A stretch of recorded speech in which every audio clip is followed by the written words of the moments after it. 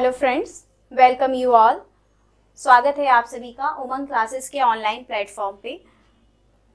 दोस्तों, जैसा कि हम जानते हैं ऑलरेडी, जैसा मैंने कल बताया था कि सीटेट का एग्ज़ाम बहुत नज़दीक है, तो इसी क्रम में उमंग क्लासेस भी आपकी तैयारी को मुकम्मल कराने के लिए जुड़ चुका है। और लास्ट टाइम पे प्रीवियस ईयर क्वेश्चन का जो एनालिसिस करना होता है वो बहुत ज़्यादा इम्पॉर्टेंट रोल निभाता है आपके सिलेक्शन में। तो कल से हमने शुरू की है प्रीवियस ईयर क्वेश्चन की श्रृंखला, और इसी क्रम में आज का हमारा दूसरा जो है कि सेशन है।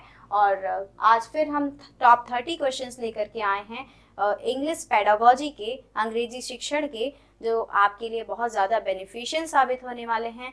तो अगर आपको आज की क्लास अच्छी लगेगी, मैं चाहूँगी कि आप क्लास से जुड़िए और क्लास को अंत तक देखिए, अंत तक हमारे साथ बने रहिए। और अगर क्लास आपको समझ में आती है, अच्छी लगती है, तो अपना प्यार, अपना जो है दुलार ज़रूर हमारे क्लास को दीजिए, उमंग क्लासेस को दीजिए। आपके मोटिवेशन से हम और नई वीडियोस लाएंगे और आपका जो सपना है एक गवर्नमेंट टीचर बनने का, वो ज़रूर साकार होगा। ठीक है, जब हम और आप मिलकर मेहनत करेंगे। तो चलिए बिना टाइम गंवाए हुए स्टार्ट करते हैं आज के सेशन को। उससे पहले मैं बोलूँगी कि एक बार चैनल को लाइक कर दें, शेयर करें, सब्सक्राइब करें, ताकि जितनी भी हमारी न्यू वीडियोस आने वाली हैं उनके नोटिफिकेशन जो हैं वो आपको टाइम टू टाइम मिल जाएं। चलिए शुरू करते हैं आज का सेशन। और धमाकेदार प्रश्न है, आप देखेंगे खुद बहुत अच्छे प्रश्न है, और सारे एक भी क्वेश्चन इधर उधर के नहीं है, सारे प्रीवियस ईयर क्वेश्चन हैं जो आपके एग्जाम में पूछे गए हैं। ठीक है, देखते हैं हमारा question number 1। I hope audio video clear है। चलिए देखते हैं। A good speaking activity is the one during which. एक अच्छी स्पीकिंग एक्टिविटी वो होती है जिसके दौरान टीचर्स एक्सप्लेन मोर, टीचर बहुत ज़्यादा एक्सप्लेन करता है। लर्नर लिसन्स मोर, लर्नर्स जो है वो सुनते ज़्यादा हैं, यानी जो सीखते हैं, अधिगम करता, वो सुनते ज़्यादा हैं। लर्नर्स टॉक मोर, जो लर्नर्स हैं वो ज़्यादा बातें करते हैं। या फिर participation by outspoken student is the maximum. वो बच्चा आउटस्पोकन स्टूडेंट्स का जो है आउटस्पोकन स्टूडेंट्स का जो पार्टिसिपेशन है वो मैक्सिमम है। बताइए एक गुड स्पीकिंग एक्टिविटी कौन सी होगी? तो अ गुड स्पीकिंग एक्टिविटी वो होती है जिसमें जो लर्नर्स है ना वो ज़्यादा बातें करता है। ठीक है, उसको ज़्यादा चांस मिलते हैं बात करने के। Participation by outspoken student is the maximum. Outspoken मतलब जो बच्चा ज़्यादा बोलता हो, ज़्यादा रिस्पॉन्स करता हो। तो क्या केवल ऐसे बच्चों का जो पार्टिसिपेशन ज़्यादा से ज़्यादा हो तो वो गुड स्पीकिंग एक्टिविटी कहलाएगी? नहीं, जब सभी बच्चे, जितने भी बच्चे सीख रहे हैं, वो सब चांस मिलेगा सबको जो है बोलने का, तो लर्नर्स टॉक मोर, जहाँ पे लर्नर्स ज़्यादा बातें करेंगे, वो अ गुड स्पीकिंग एक्टिविटी कहलाएगी। तो ऑप्शन सी इज करेक्ट। चलिए चलते हैं हमारे नेक्स्ट क्वेश्चन की ओर।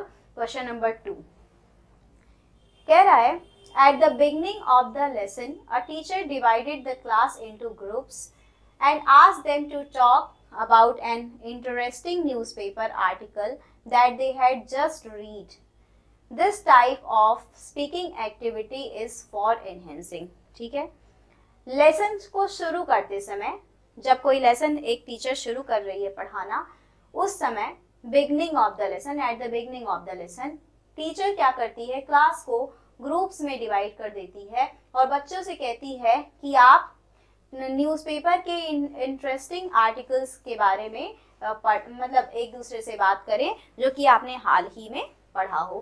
ठीक है, this type of speaking activity is for enhancing. इस टाइप की स्पीकिंग एक्टिविटी क्या इनहेंस करने के लिए कराई जा रही है टीचर के द्वारा?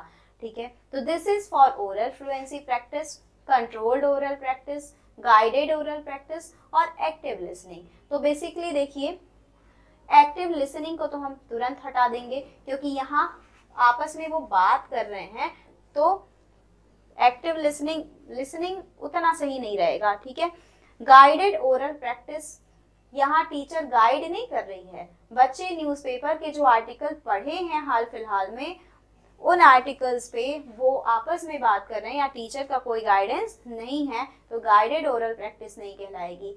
कंट्रोल्ड ओरल प्रैक्टिस भी नहीं कहलाएगी, क्योंकि टीचर ने कोई एक स्ट्रक्चर नहीं दिया कि आप इसी सेंटेंस को जो है कि बार बार प्रैक्टिस करो।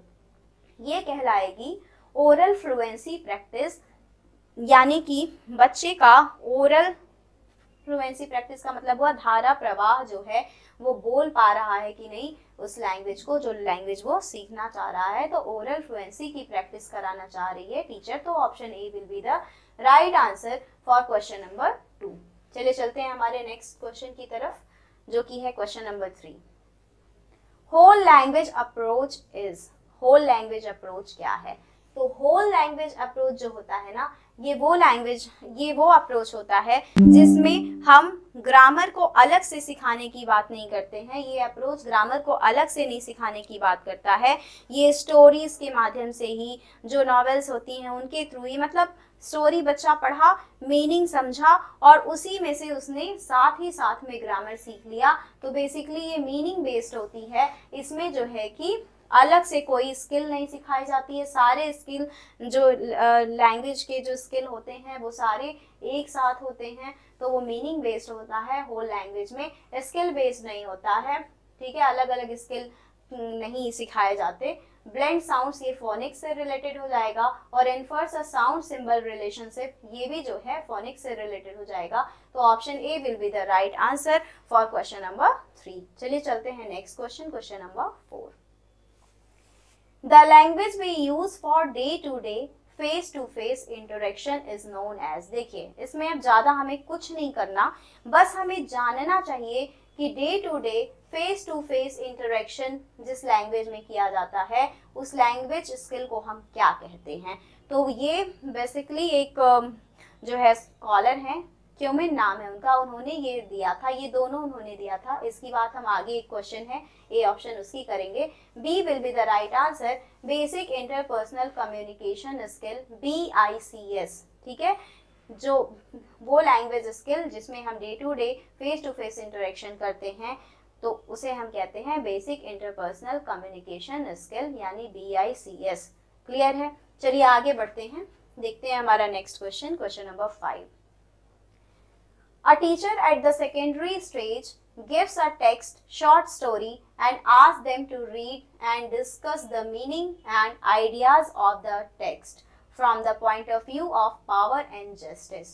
What does the teacher attempt to develop in the learners? ठीक है, एक टीचर सेकेंडरी स्टेज पे बच्चों को कुछ टेक्स्ट दे रहा है, शॉर्ट स्टोरी दे रहा है, कह रहा है उनसे कि आप पढ़ो और फिर मीनिंग को डिस्कस करो, आइडियाज को समझो कि उस टेक्स्ट में जो है जो आइडियाज दिए गए हैं उसको समझो, और point of view of power and justice, power and justice के पॉइंट ऑफ व्यू पे समझो कि किसके पास पावर है, किसके पास जस्टिस है, ठीक है।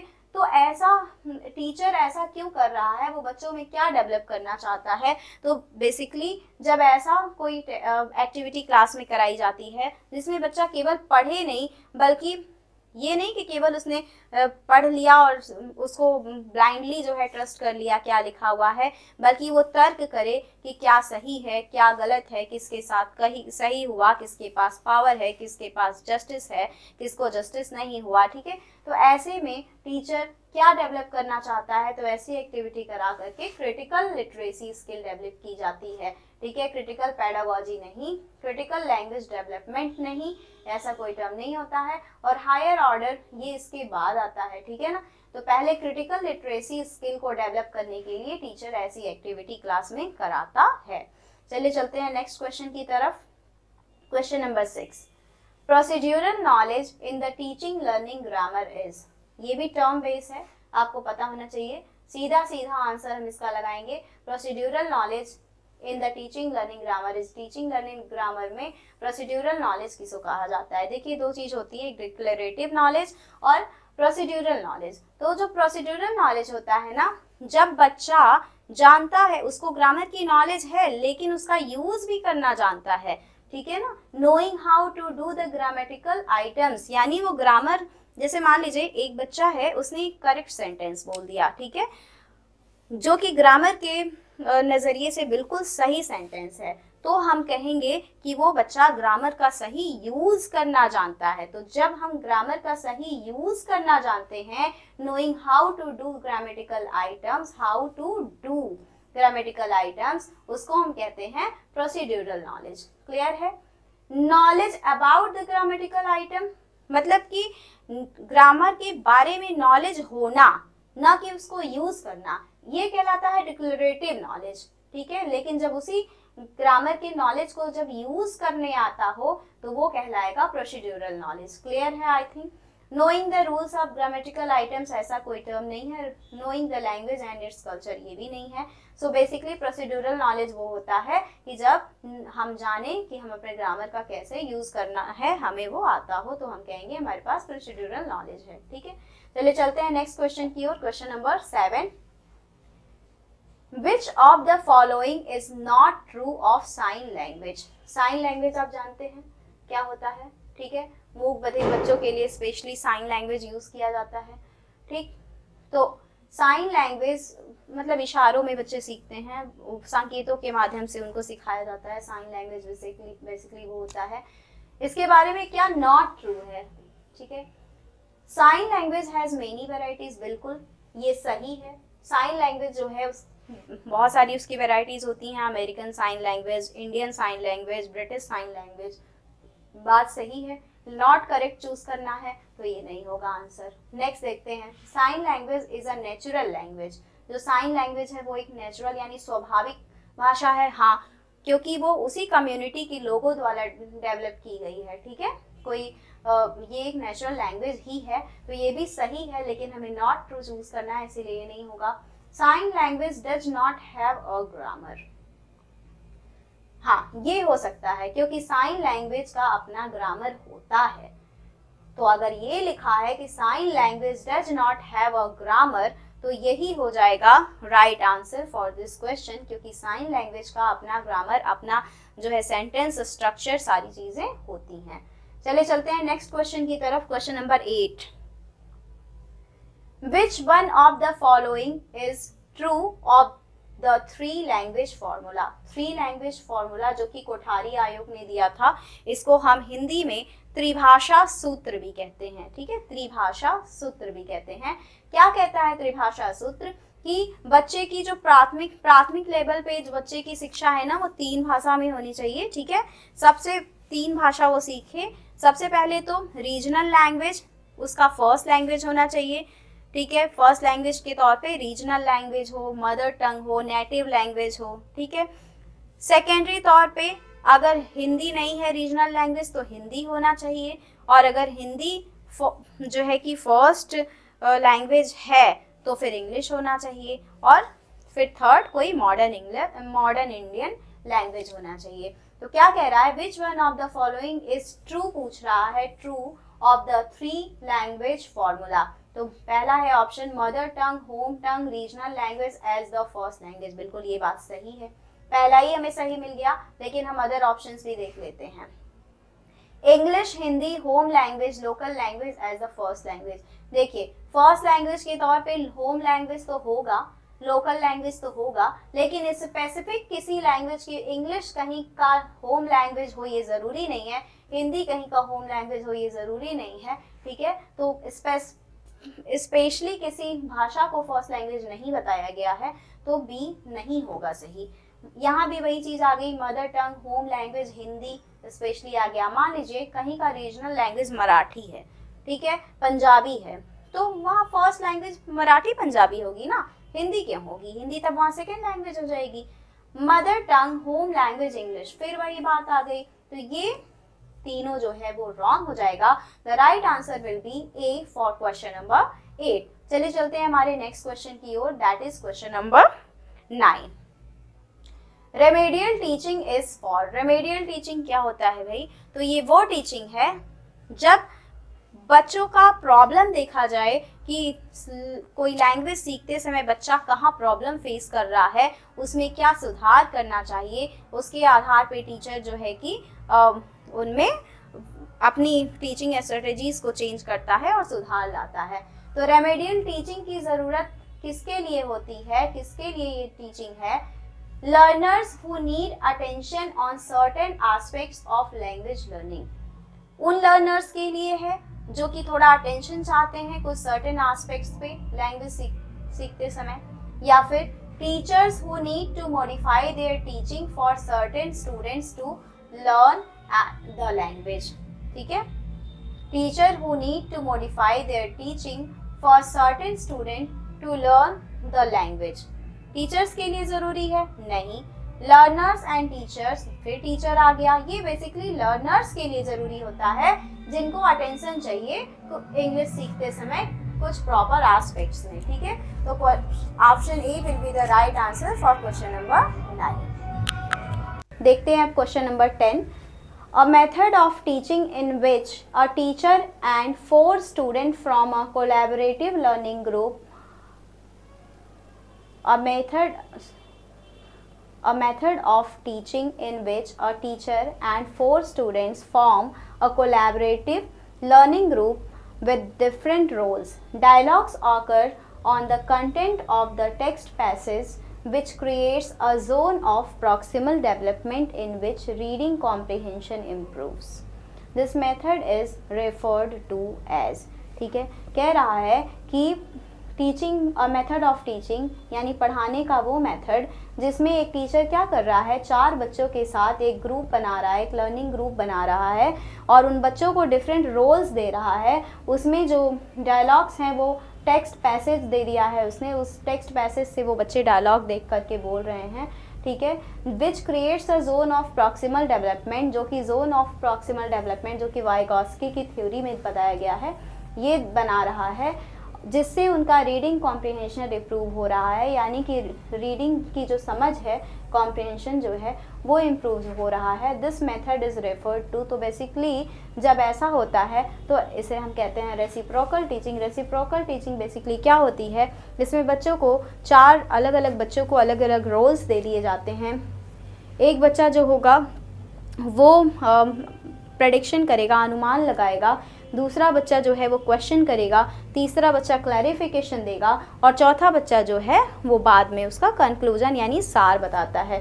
ठीक है, तो ऐसी टीचिंग जब कराई जाती है तो वो रेसिप्रोकल टीचिंग कहलाती है। चलिए चलते हैं आगे क्वेश्चन नंबर 11 की तरफ। A language teacher tells a story in English and asks learners to work in group to tell the story in the languages known to them and then in the common language of the classroom. What is the pedagogical strategy known as? ठीक है, एक language teacher क्या करता है, class में English में एक story सुनाता है। इंग्लिश की क्लास में टीचर क्या करता है, लैंग्वेज टीचर इंग्लिश में एक स्टोरी सुनाता है और उसके बाद बच्चों से कहता है कि आप ग्रुप में काम करें, ग्रुप में एक काम करें कि इस स्टोरी को अपनी अपनी भाषा में सुनाएं, यानी जो भाषा आप जानते हो उस भाषा में सुनाएं और बाद में उस भाषा में सुनाएं, मतलब अपनी भाषा में सुनाने के बाद उसी स्टोरी को जो है कि क्लास की कॉमन लैंग्वेज में सुनाएं, यानी क्लास की जो एक कॉमन भाषा हो उसमें सुनाएं। तो what is this pedagogical strategy known as, ऐसी पेडागोजिकल स्ट्रेटजी को हम क्या कहेंगे, तो ऐसी पेडागोजिकल स्ट्रेटजी को जहाँ अलग अलग मदर टंग का यूज़ हो रहा है, अलग अलग भाषाओं का एक दूसरे में ट्रांसलेशन किया जा रहा है, इसको हम कहते हैं ट्रांसलैंग्वेजिंग, ट्रांसलैंग्वेजिंग कहेंगे। ठीक है, this will be the right answer. जहाँ आप जानते हैं ना ग्रामर ट्रांसलेशन मेथड, जहाँ एक भाषा से दूसरी भाषा को ट्रांसलेट करके पढ़ाया जाता है, वहीं से ये टर्म लिया गया है ट्रांसलैंग्वेजिंग। क्लियर है, चलिए चलते हैं हमारे नेक्स्ट क्वेश्चन की ओर, question number 12।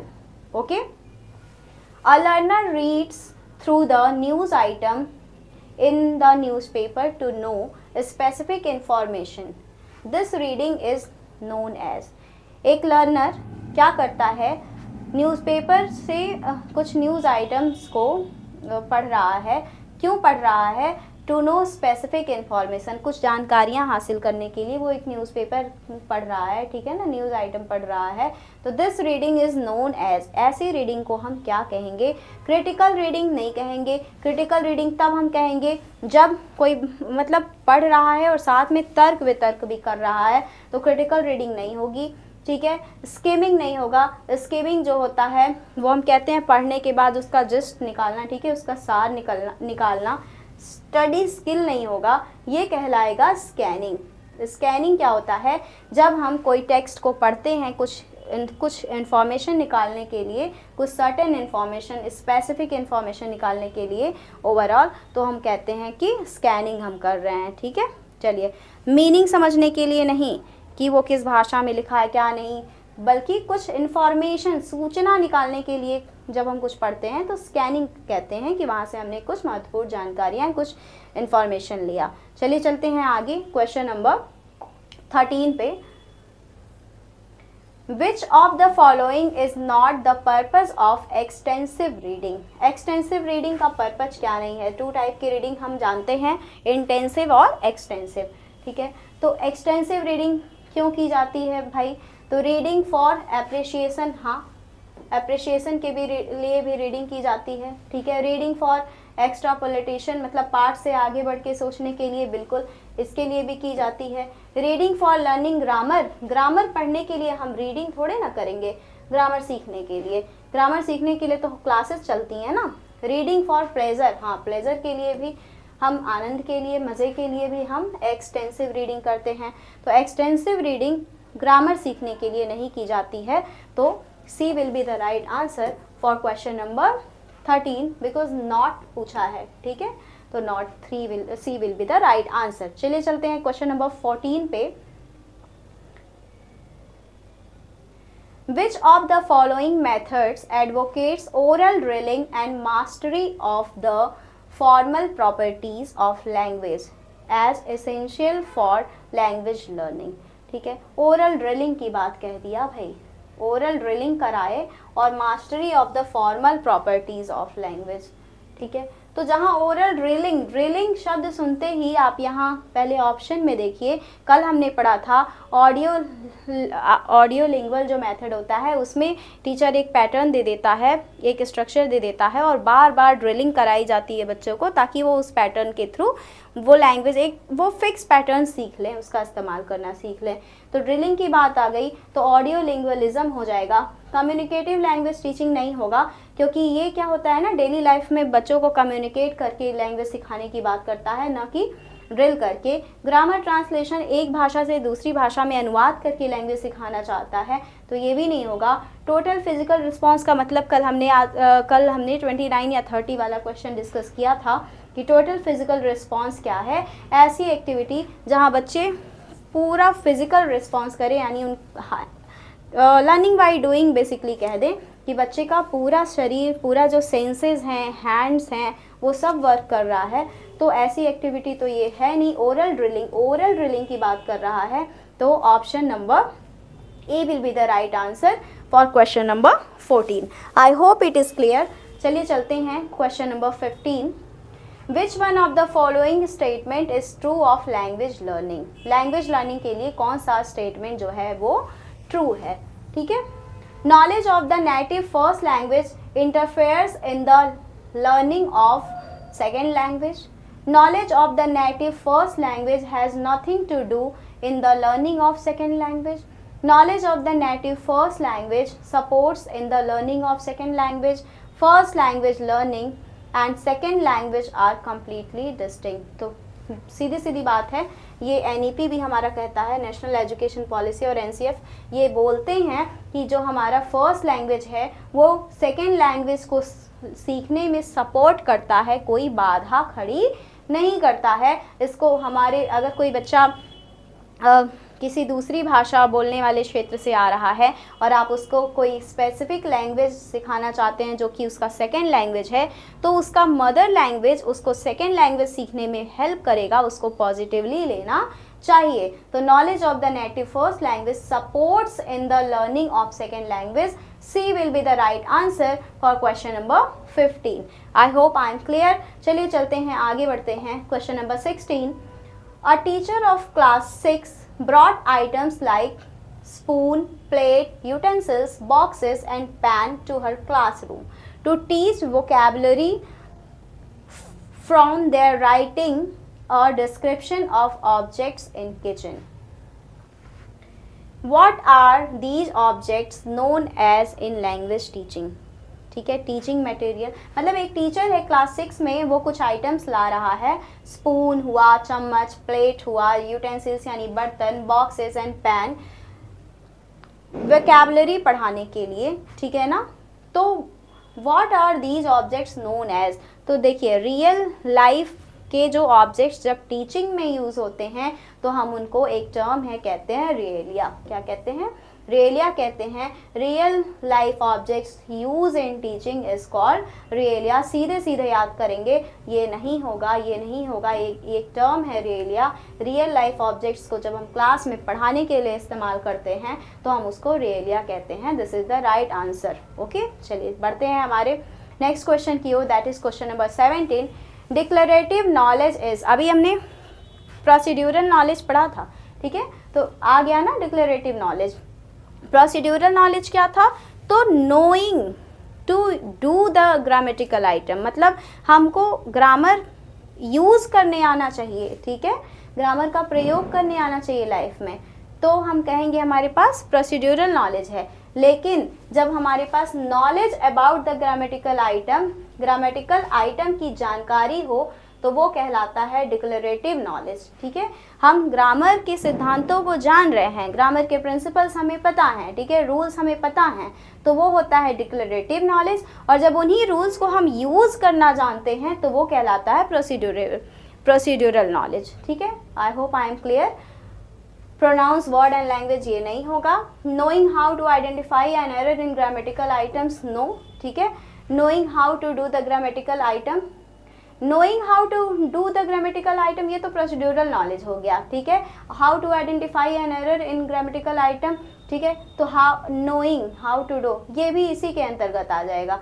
Knowing to pronounce word in a language ये तो कहीं भी जो है जुड़ा हुआ ही नहीं है, basically B will be the right answer for question number 17। चलिए चलते हैं क्वेश्चन नंबर 18 की ओर। Here is a situation where students were exposed to the opposite perspective of the subject under consideration to allow them to further understand it. What does this process attempt to promote among learners? ठीक है, मतलब कि एक ही subject पे यहाँ एक situation है कि बच्चों को एक ही सब्जेक्ट पे अलग अलग जो है कि प्रोस्पेक्टिव, अलग अलग विचार दिखाए जा रहे हैं। इसका क्यों ऐसा किया जा रहा है? मतलब ताकि बच्चा ब्लाइंडली ट्रस्ट ना करे। जैसे कोई एक, मान लीजिए सुप्रीम कोर्ट का एक कोई निर्णय आया और बच्चों को हमने अलग अलग लोगों के विचार दिखाए, तो ऐसा क्यों किया गया? क्योंकि ऐसा सिचुएशन क्यों क्रिएट किया गया? इसलिए क्रिएट किया गया ताकि बच्चे जब एक ही विषय पर अलग अलग विचार देखेंगे तो उनके अंदर, लर्नर्स के अंदर क्या प्रमोट होगा भाई? तो वो प्रमोट होगा क्रिटिकल लिटरेसी। क्रिटिकल एनालिसिस इसके बाद आता है। जब क्रिटिकल लिटरेसी डेवलप होगी तभी वो क्रिटिकल एनालिसिस कर पाएगा, ठीक है। तो क्रिटिकल लिटरेसी को प्रमोट करने के लिए ऐसे सिचुएशंस हम क्रिएट करते हैं, एक टीचर क्रिएट करता है कि एक ही सब्जेक्ट पे डिफरेंट विचार प्रस्तुत करता है बच्चों के सामने, ताकि वो सोच सकें, समझ सकें, न कि केवल उस टॉपिक को पढ़ के ब्लाइंडली उस पर ट्रस्ट कर लें। चलिए चलते हैं आगे, question number 19। Learners in a class of social science try to capture the main idea of the classroom lecture and make point of the lecture. What is this skill known as? देखिए CTET के exam में जब भी ऐसा question दिख जाए कि एक बच्चा है जो क्लास में लेक्चर को सुन रहा है फिर पॉइंट कर रहा है यानी कि नोट्स बना रहा है, तो बेसिकली ये कही जाती है स्टडी स्किल, ठीक है। ये स्टडी स्किल होता है, लिसनिंग स्किल नहीं है, राइटिंग स्किल नहीं है, ये दोनों मिलाकर स्टडी स्किल हो गया, ठीक है। कॉग्निटिव स्किल यानी कि समझ नहीं रहा है, समझ तो रहा ही है लेकिन वो पढ़ने के साथ साथ क्या कर रहा है? क्लासरूम के लेक्चर को सुन रहा है। क्या कह रहा है? Learner in the class of social science, social science की क्लास में जो लर्नर है वो मेन आइडिया को कैप्चर भी कर रहा है, क्लासरूम के जो क्लासरूम लेक्चर चल रहा है उसके मेन आइडिया को कैप्चर भी कर रहा है और उसके पॉइंट्स भी बना रहा है। तो इस स्किल को हम कहते हैं स्टडी स्किल। चलिए आगे बढ़ते हैं, question number 20। A teacher in class 8 read out a text of 5 sentences in English twice and asked her learners to listen to the text carefully. Then she asked them to work in group of 4 to recreate text nearer to the one read out, not exactly the same. What is the activity known as? Class 8 में एक teacher क्या कर रहा है, एक 5 line के text को class में 2 बार बोल रहा है, ठीक है। 5 लाइन का टेक्स्ट पैराग्राफ समझ लीजिए उसको, ठीक है, उसको वो 2 बार ट्वाइस इन द क्लास वो बोलता है और कहता है बच्चों से, लर्नर से, कि आप बहुत ही ध्यान से सुनिए। देन कहता है कि आप ग्रुप में मतलब ग्रुप बना लीजिए, ठीक है, ग्रुप ऑफ 4 का ग्रुप बनाइए और उस टेक्स्ट को रिक्रिएट करिए nearer to the one read out, यानी जो आपने पढ़ा उसको रिक्रिएट करिए, लेकिन वो सेम नहीं होना चाहिए, मतलब मीनिंग सेम निकलनी चाहिए बट वर्ड्स सेम नहीं होना चाहिए। अपने वर्ड्स में आप उसको रिक्रिएट करिए। What is this activity known as? तो देखिए बेटा, इसमें आंसर में जो है इसके 2 ऑप्शन सही हो सकते हैं। ये प्रीवियस ईयर का क्वेश्चन है, ठीक है, एक बहुत ही प्रतिष्ठित बुक है, उसमें इसका आंसर दिया था पैराग्राफ डिक्टेशन, और कलेक्टिव डिक्टेशन भी इसका होगा। एक पैराग्राफ दिया गया और उसको डिक्टेट करके, मेरे ख्याल से ज़्यादा सही आंसर इसका कलेक्टिव डिक्टेशन है, ठीक है। बच्चों ने ध्यान से सुना, टीचर ने 2 बार स्टोरी बोली, बच्चों ने ध्यान से सुना, उसके बाद वो उसको अपनी भाषा में लिखेंगे, आपस में डिस्कस करके, 4 के ग्रुप में है वो, तो वो कलेक्टिव डिक्टेशन होगा मेरे ख्याल से, बट पैराग्राफ डिक्टेशन भी इसका आंसर हो सकता है, ठीक है। चलिए चलते हैं हमारे नेक्स्ट क्वेश्चन की ओर, दैट इज क्वेश्चन नंबर 21.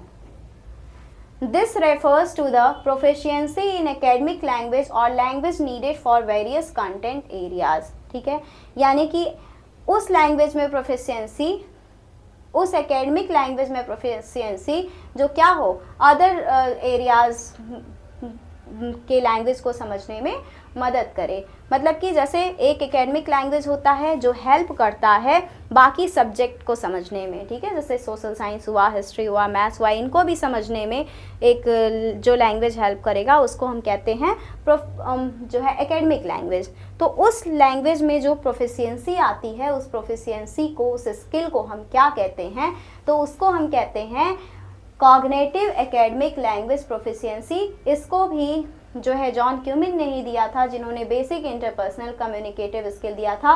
ये daily to daily face to face interaction के लिए यूज़ किया जाता है ये स्किल, ठीक है। लेकिन इसका राइट आंसर जो होगा कॉग्निटिव एकेडमिक लैंग्वेज प्रोफिशिएंसी, यानी बच्चों में जब ये प्रोफिशिएंसी आ जाए कि वो एकेडमिक लैंग्वेज जान जाएं जो दूसरे सब्जेक्ट्स को समझने में मदद करे, तो हम कहते हैं उसे cognitive academic language proficiency, CALP। चलिए बढ़ते हैं हमारे नेक्स्ट क्वेश्चन की तरफ, question number 22. Which of the following is not true of National Education Policy 2020 on Language Education? वही चीज़ फिर से आ गई, study of a classical language under 3 language formula, ये ट्रू है, ठीक है, और हमें नॉट ट्रू खोजना है, ठीक है। जो 3 लैंग्वेज फार्मूला है उसमें क्लासिकल लैंग्वेज जो है स्टडी उसकी, तो ये सही बात है, बात कही गई है। Study of mother tongue home language under the 3 language formula, ये भी कहा गया है। मदर टंग होम लैंग्वेज तो फर्स्ट लैंग्वेज ही होनी चाहिए। Study of Indian languages under 3 language formula, ये भी कहा गया है, ठीक है। Study of English as language under 3 language formula, किसी स्पेशली लैंग्वेज की बात नहीं कही गई है, ठीक है, त्रिभाषा सूत्र में, ठीक है, 3 लैंग्वेज फार्मूला में। तो नॉट ट्रू में आपका D will be the right answer for question number 22. चलिए चलते हैं हमारे नेक्स्ट क्वेश्चन की तरफ, that is question number 23. Learning outcomes attempt to enable learner to. अब देखिए लर्निंग आउटकम्स क्या होता है, ठीक है। तो लर्निंग आउटकम वो होता है जो मतलब एक बच्चा लर्निंग के बाद क्या करने के लिए एबल हो गया, वो क्या कर पाएगा, एक ऑब्जेक्टिव डिसाइड करना कि अगर बच्चा क्लास 5 में है तो क्लास 5 में पढ़ने के बाद उसको क्या क्या करने आना चाहिए। अगर एक बच्चा 6 में लैंग्वेज पढ़ रहा है तो उस क्लास को ख़त्म होने के बाद उसको क्या क्या उसके अंदर जो है कॉम्पिटेंसीज होनी चाहिए, दक्षता होनी चाहिए, that is called learning outcomes. तो learning outcomes attempt to enable learner to attain the competencies in measurable terms, ठीक है ना। उनकी कॉम्पिटेंसीज जो है उसको मेज़र करता है, मापता है, उनकी दक्षता को मापता है। Attain the grammatical knowledge in the measurable terms, नहीं, केवल ग्रामर को नहीं। Attain the minimum level of learning all of the skills, केवल स्किल्स का मिनिमम लेवल नहीं। Attain language components and measurable terms, ये भी नहीं, ठीक है ना। वो भाषा का प्रयोग करने में कितना दक्ष हो जा रहा है, that is called learning outcome. Okay, चलिए आगे बढ़ते हैं। क्वेश्चन नंबर 24,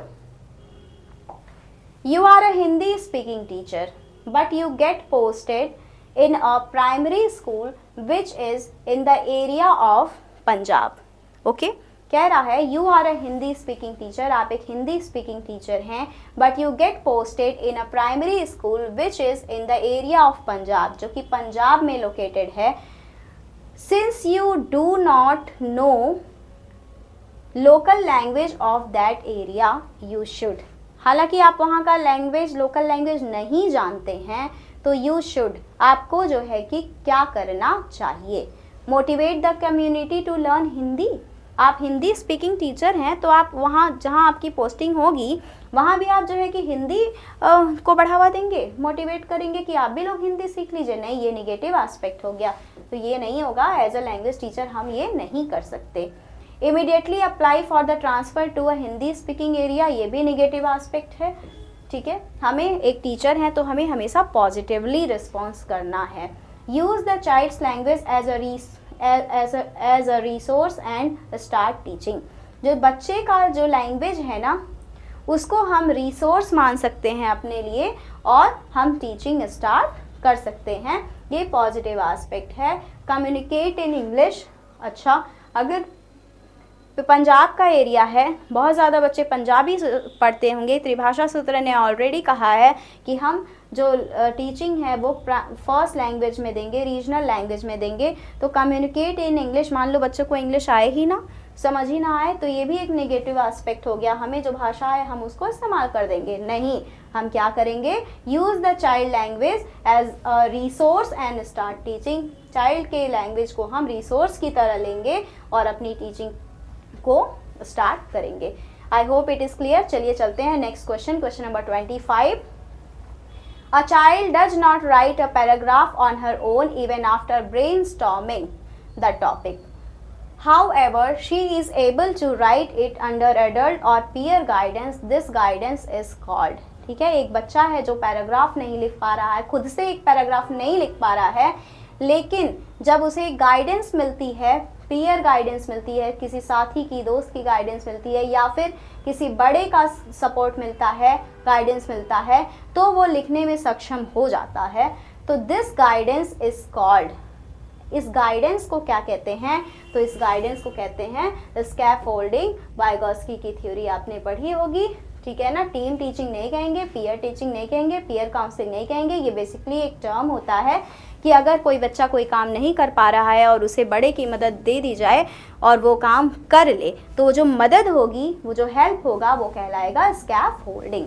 चलिए चलते हैं 26 नंबर क्वेश्चन की ओर। Language acquisition occur only when the, देखिए लैंग्वेज एक्विजिशन और लैंग्वेज लर्निंग टू जो है टर्म है। एक्विजिशन कहाँ होता है, जहाँ ज़्यादा से ज़्यादा उस भाषा का इस्तेमाल हो। जैसे एक बच्चा जब जन्म लेता है तो उसके घर में, परिवार में जो भाषा बोली जाएगी ना, वो भाषा उसको सीखने नहीं कहीं जाना पड़ेगा, बल्कि वो खुद ब खुद उसको आने लगेगी, बोलने आने लगेगा, सुन के समझने लगेगा, बोलना सीख जाएगा। तो इस प्रक्रिया को हम कहते हैं लैंग्वेज एक्विजिशन। और जब हम कोई दूसरी भाषा सीखने के लिए प्रॉपर कहीं कोचिंग करते हैं, जाते हैं, पढ़ते हैं, स्कूल जाते हैं, अपने मदर टंग को छोड़ के जब हम दूसरी भाषा सीखते हैं, तो वो कहलाता है नेचुरल जो है लैंग्वेज लर्निंग, ठीक है। तो लैंग्वेज एक्विजिशन और एक नेचुरल प्रक्रिया है, स्वतः होती है, जबकि लैंग्वेज लर्निंग जो है वो अनौपचारिक है, औपचारिक प्रक्रिया है, ठीक है। फॉर्मल जो है एक प्रोसेस है, उसको करना पड़ता है। तो language acquisition occurs only when the, language acquisition तभी होता है जब child has exposure to the language, child is taught the rules of grammar, child is given practice in translation, child is given opportunity to read। Reading की opportunity देंगे तो language acquire कर लेगा? नहीं। ट्रांसलेशन कराएंगे तो कर लेगा? बस ग्रामर से कर लेगा? नहीं। थोड़ा बहुत करेगा, प्रॉपर नहीं। एक्विजिशन की बात कह रहा है, यानी नेचुरली ये चीज़ तब होगी जब बच्चा जो है कि संपर्क में रहे, एक्सपोजर में रहे उस लैंग्वेज के, जो लैंग्वेज सीखनी है, जो लैंग्वेज वो एक्वायर करना चाहता है, ठीक है। तो language acquisition occur only when the child has exposure to the language. A will be the right answer for question number 26। चलिए बढ़ते हैं question number 27। Which one of the following is a correct statement about a text book. Text book के बारे में correct statement कौन सा है? A text book is irreplaceable. एक टेक्स्ट बुक जो है वो इररिप्लेसेबल होता है, यानी उसकी जगह कोई नहीं लेता। होता है भाई, टीचर चाहे तो बुक रख दे और टीचिंग स्ट्रेटजीज का इस्तेमाल करके पढ़ा ले, ठीक है। तो ये गलत है और हमें क्या करेक्ट स्टेटमेंट चुनना है, ठीक। तो ये गलत हो जाएगा। अ text book is the final thing for the teacher and the student. Final thing होता है, केवल टेक्स्ट बुक आ गया तो हम वो सब काम कर लेगा, टीचिंग स्ट्रेटजी का भी काम कर लेगा, हाँ, हर एक चीज का काम टेक्स्ट बुक ही कर लेगा, नहीं। तो ये भी रॉन्ग स्टेटमेंट है। It has to achieve the objectives laid down in the curriculum. हाँ, करिकुलम में जो ऑब्जेक्टिव्स दिए गए हैं उनको अचीव करने में हेल्प कर सकता है एक text book. It is a planning of educational activities for the session की एजुकेशनल एक्टिविटीज़ के लिए एक प्लानिंग है, नहीं, ठीक है। केवल एक बुक थोड़ी ना एजुकेशनल एक्टिविटीज़ के लिए प्लानिंग हो सकती है, वो भी पूरे सेशन के लिए। तो C, it haves to achieve the objectives laid down in the curriculum. C will be the right answer for question number 27। चलिए चलते हैं हमारे नेक्स्ट क्वेश्चन की ओर, that is question number 28। Session पसंद आ रहा हो तो सेशन को लाइक से सब्सक्राइब ज़रूर करें ताकि हम और भी ऐसे वीडियोज़ आपके लिए लाते रहें। देखते हैं question number 28। As a teacher of class 5, you ask the student to read the text thoroughly, then you ask them to answer the question with reference to the context RTC. In this process, you are encouraging students for, ठीक है। As a teacher of class 5 का teacher होने के नाते आप क्या कर रहे हैं, स्टूडेंट्स को कह रहे हैं कि एक आप क्या करो, एक टेक्स्ट आपने दे दिया, कहा कि इसको आप बहुत ही थॉरली पढ़ो, ध्यान से पढ़ो। Then you ask them to answer the question, तब आप कह रहे हैं कि आप क्वेश्चंस मैं आपसे पूछूंगा और आप उसका आंसर करो। यानी क्या हो रहा है ना, बच्चे को आपने टेक्स्ट दे दिया, कहा कि इसको ध्यान से पढ़ो और फिर मैं जो क्वेश्चन पूछूंगा उसका आंसर दो। In this process you are encouraging student for, इस प्रोसेस में आप स्टूडेंट्स को इनकरेज कर रहे हैं किसके लिए, तो ये है इंटेंसिव रीडिंग के लिए। इंटेंसिव रीडिंग बेसिकली वो होती है जब बच्चा ध्यान से पढ़े, समझे, उसका मीनिंग समझे, ठीक है, ग्रामेटिकल टर्म्स को समझे, सारी मतलब गहन पाठन इसको कहते हैं। बहुत ही ध्यान से चीज़ों को समझते हुए, मीनिंग समझते हुए पढ़ना इंटेंसिव रीडिंग। जब बहुत ही ध्यान से बच्चा पढ़ेगा तभी जो है कि ये आंसर कर पाएगा क्वेश्चन का। तो ये प्रोसेस क्या डेवलप करने के लिए किया जाता है बच्चों में, इंटेंसिव रीडिंग डेवलप करने के लिए। एक्सटेंसिव रीडिंग नहीं होगी, जल्दी जल्दी पढ़ना एक्सटेंसिव रीडिंग हो जाता है। स्कैनिंग कोई इन्फॉर्मेशन निकालने के लिए पढ़ना, और स्किमिंग जो है जिस्ट यानी सार निकालने के लिए पढ़ना। तो intensive reading will be the right answer for this question number 28। चलते हैं question number 29, last second question of the session. That comprehension is the skill of reading a piece of text closely or intensely for the purpose of extracting specific information from the text, ठीक है। evaluative comprehension, global comprehension, local comprehension और inferential। तो हम बोलेंगे local comprehension. Local comprehension क्या होता है, जो एक ये क्या है, एक skill of reading piece of text closely और intensely for the purpose of extracting specific information from the text, ठीक है। एक किसी टेक्स्ट की पीस को यानी कि किसी पैराग्राफ को ध्यान से पढ़ना और फिर purpose of extracting specific information, उसमें से कोई इन्फॉर्मेशन निकालना, ये जो समझ होती है, ये जो कॉम्प्रिहेंशन होता है, ये कहलाता है लोकल कॉम्प्रिहेंशन, ठीक है। इवैल्यूएशन तो तर्क वितर्क करना हो गया, ग्लोबल हायर लेवल पे होगा, और इंटरेंशियल जो होता है वो किसी लाइन को, जैसे एक बुक है उसकी किसी लाइन को उठा करके पढ़ लेना, तो ये नहीं होगा, किसी लाइन को बस समझ लेना नहीं। लोकल कॉम्प्रिहेंशन क्या होता है कि आप एक टेक्स्ट के पीस को ध्यान से पढ़िए और फिर उसमें से कुछ इन्फॉर्मेशन निकालिए, इतनी समझ आपके अंदर होनी चाहिए। That is called local comprehension. चलिए चलते हैं क्वेश्चन नंबर 30 जो कि आज का लास्ट क्वेश्चन है। Deductive approach of teaching grammar advocates that we should dash first provide practice through drill, present examples, present rules, present genuine communication. देखिए deductive और इंडक्टिव मेथड से हर साल अक्सर एक दो क्वेश्चन आ जाते हैं। डिडक्टिव मेथड जो होता है वो बच्चों को पहले रूल्स सिखाने की बात करता है और बाद में कहता है कि हम एग्जाम्पल देंगे, तो इसका आंसर हो जाएगा प्रेजेंट रूल्स। और प्रेजेंट एग्जाम्पल जहाँ होता है, जहाँ पहले एग्जाम्पल दिया गया, जैसे कमरे में चीज़ें दिखा दी गई, ये क्या है, ये एक फ़ैन है, ये जो है एक पेन है, और फिर कहा गया कि इनके नाम को ही हम नाउन कहते हैं। ठीक है, जब हम एग्जाम्पल के थ्रू जाते हैं रूल्स की तरफ, that is called inductive approach. लेकिन जब हम पहले रूल सिखाते हैं बाद में एग्जाम्पल देते हैं तो that is called deductive approach. Deductive approach of teaching grammar advocates that we should do first present rules will be the right answer for question number 30। तो ये थे आज के टॉप 30 क्वेश्चंस। आई होप आपको आज का सेशन पसंद आया होगा। पूरी उम्मीद है कि आपको आज का सेशन पसंद आएगा और ये क्वेश्चंस आपको एक समझ तो ज़रूर आपकी विकसित करेंगे कि कैसे हम पेडागोजी के क्वेश्चंस को सॉल्व कर सकते हैं। अगर आपको आज का सेशन समझ आया हो, आपको लग रहा हो कि ये क्वेश्चंस आपके लिए इम्पॉर्टेंट साबित हो सकते हैं, तो ज़रूर हमारे चैनल को लाइक करें, शेयर करें, सब्सक्राइब करें, ज़्यादा से ज़्यादा प्यार दें, जिससे कि हम आगे भी आपकी ऐसे ही मदद करते रहें, नए नए वीडियोज़, नई नई क्लासेस लाते रहें। तब तक के लिए आज के लिए इतना ही। Tata, bye bye.